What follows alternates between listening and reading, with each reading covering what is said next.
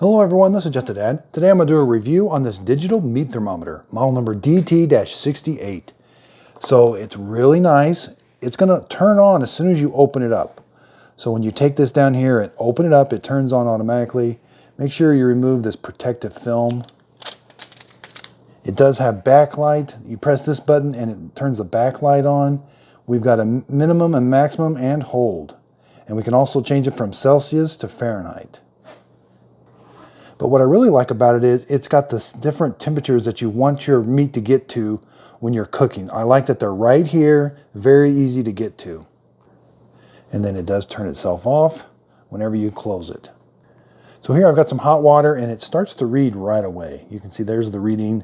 It goes right to the temperature that it needs to be. And if you look here, this is great for, it's kind of sharp but not super sharp. This is for like piercing meat and checking the temperature of meat. So the battery does come installed, but around back it does have a battery door. You're going to just turn it and then it will open up, and there's the type of battery it takes, the CR2032. Now the box that it came in does come with a spare battery. Then to reinstall the battery door, kind of put it like that, then just turn it a quarter turn. Now another nice feature is this is magnetic, so you can just stick it on your refrigerator or anything that's metal. So the box that it came in, it does have like a cooking chart with all kinds of different meats and temperatures and kind of a description. So let's do a length check. So right around the entire length, about 10 3/4. The probe is right around 4 1/2. So when it's all folded up, again, it's right around 6 1/8.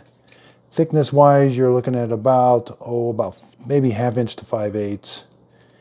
And about 1.5 inches that way. It does come with some different Velcro strips. You can Velcro this to some things.